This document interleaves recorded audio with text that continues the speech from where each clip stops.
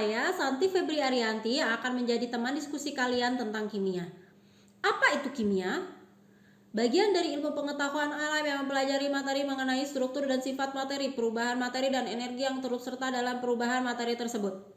Oke, boring banget gak sih? Apa itu materi?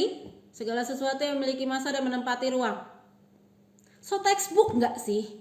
Oke, jangan lupa subscribe dan like videonya ya.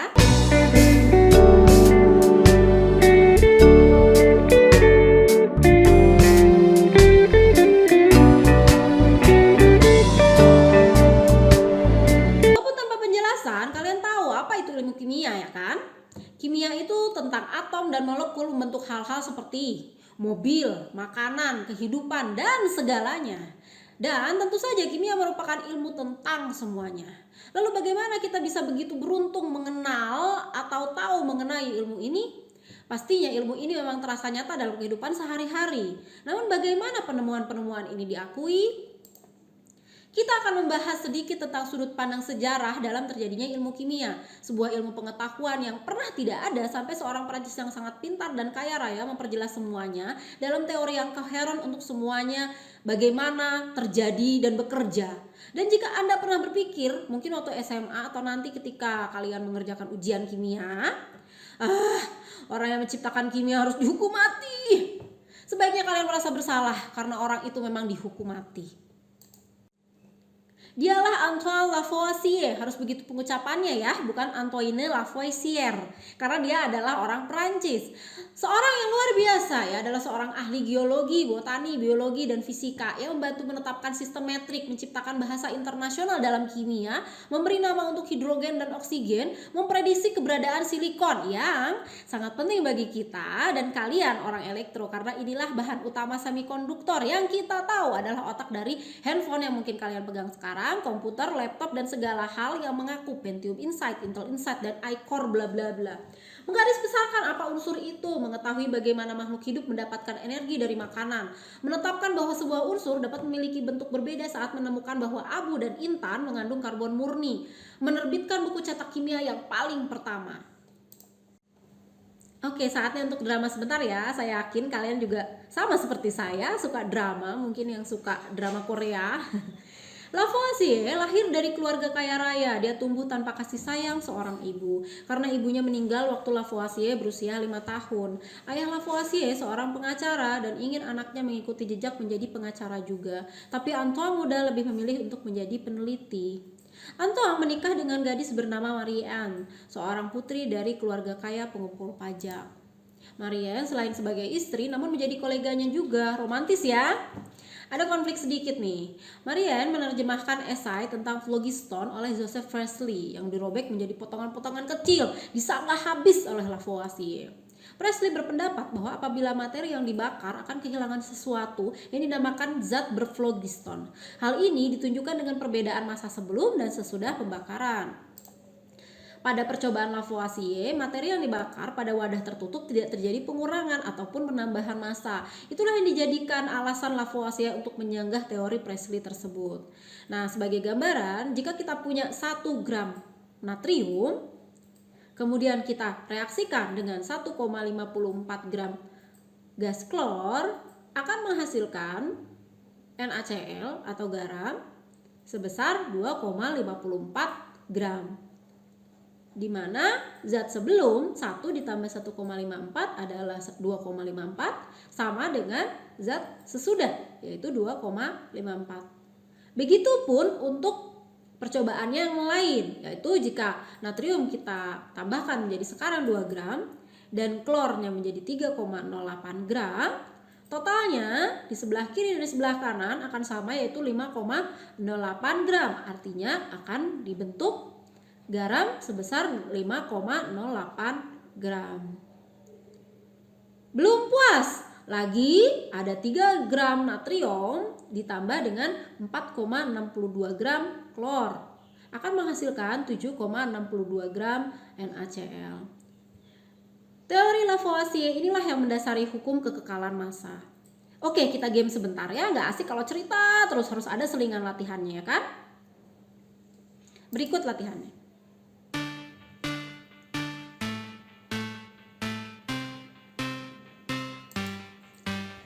Oke, untuk latihannya kalian bisa lihat jawabannya di video latihan soal. Sebenarnya perbedaan percobaan kedua ahli ini ada di penggunaan alat yang berbeda. Yang satu wadahnya terbuka sehingga memungkinkan terjadinya pertukaran materi dengan lingkungan. Yang satunya wadahnya tertutup. Walaupun menyangka habis-habisan berdasarkan teori phlogiston, itulah Lavoisier mengembangkan penelitian hingga memberikan konsep reaksi pembakaran yang sampai sekarang kita gunakan.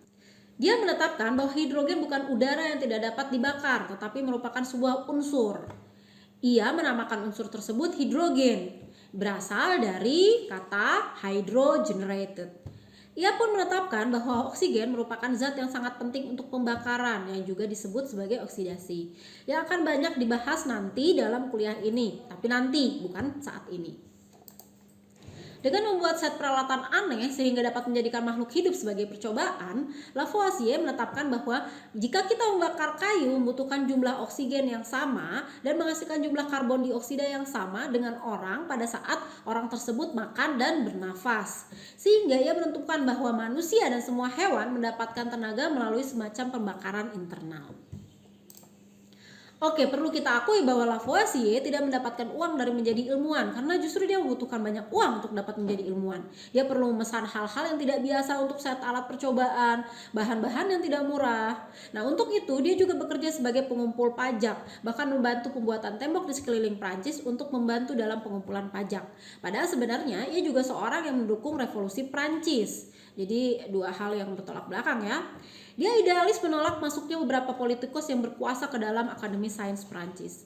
Ironinya karena dianggap kaum kaya, ketika revolusi Prancis semakin memanas dia dihukum mati, kepalanya dipenggal. 1,5 tahun setelah dihukum mati dia dimaafkan, tapi ya buat apa ya, karena dia keburu berpulang gitu. Seorang matematikawan bernama Joseph Lagrange berkata bahwa peristiwa tersebut,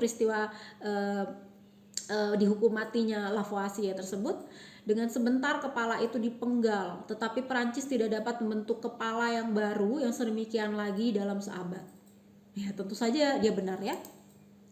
Sebenarnya tidak harus kaya untuk menjadi ilmuwan. Seorang apoteker berbangsaan Prancis, Joseph Frousse, melakukan percobaannya dengan pengukuran yang sangat cermat, menunjukkan bahwa sebuah zat kimia selalu mengandung perbandingan unsur-unsur yang sama. Sebagai gambaran, untuk menciptakan air dibutuhkan sebanyak 11,11% hidrogen. Selalu begitu. Selalu dibutuhkan 11,11% hidrogen dan 88,89% oksigen. Contoh lainnya, ketika ingin membentuk karbon dioksida selalu dibutuhkan perbandingan C banding O yaitu 3:8 atau C-nya 27,27%, sedangkan oksigennya dibutuhkan 72,73%. Untuk waktu yang singkat, hal ini diingat sebagai hukum Proust, tetapi agar semua orang mudah mengingatnya, hukum ini sekarang disebut hukum perbandingan tetap. Oke, waktunya latihan lagi. Berikut soal latihannya. Kemudian, guru berkebangsaan Inggris John Dalton melihat kekurangan pada penelitian Proust. Pada percobaan Dalton, karbon dan oksigen dapat bereaksi, mempunyai dua macam perbandingan unsur, bukan hanya satu. Tentunya jelas bagi kita, karbon dan oksigen bereaksi membentuk dua senyawa berbeda, yaitu karbon dioksida dan karbon monoksida. Hal ini terbukti untuk reaksi yang lain juga. Saat kita mereaksikan nitrogen dengan oksigen dan massa nitrogen dibatasi hingga tepat 1 gram saja, akan terbentuk 3 senyawa, yaitu senyawa yang satu membutuhkan hanya 1,750 gram oksigen membentuk NO, yang lain membutuhkan 0,8750 gram oksigen membentuk nitrogen dioksida, dan senyawa yang ketiga hanya membutuhkan 0,4734 gram oksigen membentuk dinitrogen oksida. Semua bilangan tersebut dapat dihubungkan dengan perbandingan kecil bilangan asli. Keadaan ini menciptakan hukum perbandingan berganda, yaitu jika dua unsur membentuk lebih dari satu senyawa, maka massa salah satu unsur yang bergabung dengan massa unsur lain yang dibuat tetap berbanding dengan kelipatan bulat dan sederhana. Oke, latihannya gimana sih?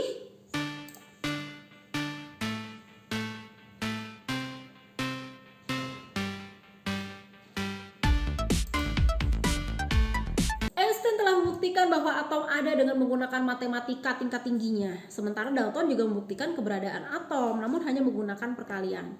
Tapi jangan salah, Dalton adalah orang pertama yang punya data yang sebenarnya untuk mendukung ide tentang adanya atom. Memang Dalton tidak sepenuhnya benar, dia belum dapat membedakan atom dan molekul.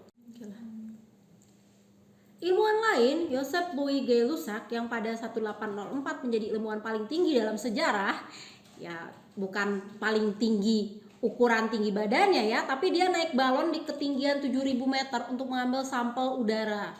Gay-Lussac mempublikasikan sebuah paper yang menunjukkan bahwa volume gas oksigen 2 kali lebih kecil daripada volume uap air yang terbentuk oleh oksigen tersebut, yang menunjukkan bahwa entah bagaimana oksigen terbagi menjadi 2. Dalton tidak menerimanya hingga akhir hayat karena artinya oksigen tidak terdiri dari satu atom saja tetapi terdiri dari 2 atom. Penemuan Joseph Louis Gay-Lussac ini dikukuhkan sebagai hukum perbandingan volume, yaitu pada suhu dan tekanan tetap volume gas-gas yang bereaksi dan volume gas-gas hasil reaksi berbanding sebagai bilangan bulat dan sederhana. Gambarannya adalah sebagai berikut. Jika kita punya hidrogen dan klorin sebagai reaksi akan menimbulkan atau akan menghasilkan hidrogen klorida. Rasio volumenya selalu setiap reaksi seperti ini adalah 1:1:2, di mana berarti volume hidrogen adalah 1, volume klorin 1, dan hidrogen klorida yang dihasilkannya rasionya adalah 2. Kemudian jika kita punya hidrogen, nitrogen membentuk amonia, perbandingannya selalu 3:1:2. Jika kita punya karbon dan oksigen membentuk karbon dioksida, perbandingannya selalu 1:1:1. Nah, sekarang kita tahu itu adalah koefisien. Zaman dahulu kala kita belum mengenal adanya nama koefisien. Jadi kita masih mengenal dengan rasio volume. Jadi bagaimanakah contoh soal dari penerapan penemuan Joseph Louis Gay-Lussac tersebut? Begini contoh soalnya. Dibutuhkan seorang pangeran dari Italia bernama Amadeo Avogadro. Sebenarnya nama lengkapnya Lorenzo Romano Amadeo Carlo Avogadro di Querigna e di Cerreto. Tapi orang sudah lazim menyebutnya Amadeo Avogadro. Setelah Napoleon kalah pada 1815, Avogadro aktif dalam revolusi anti-monarki Italia. Mungkin juga mensponsori beberapa revolusioner dengan kekayaannya sendiri. Maka dari itu, ia kehilangan jabatannya dari Universitas Turin. Untungnya nggak seperti Lavoisier sih ya, kepalanya nggak dipenggal. Avogadro mengusulkan dengan benar bahwa gas apapun dalam wadah yang ukurannya sama dengan suhu dan tekanannya sama akan memiliki kira-kira jumlah molekul yang sama, tidak peduli apapun gas tersebut. Maka Avogadro pada dasarnya gitu ya sudah tahu bagaimana mengukur massa atom dan massa molekul selama mereka dalam wujud gas. Avogadro memiliki bilangannya sendiri, mungkin bilangan yang lumayan lah, yang kita anggap penting dalam kimia, kita hafalkan itu. Nanti kita akan bahas di lain waktu. Nah, untuk teori Avogadro, latihan soalnya adalah sebagai berikut.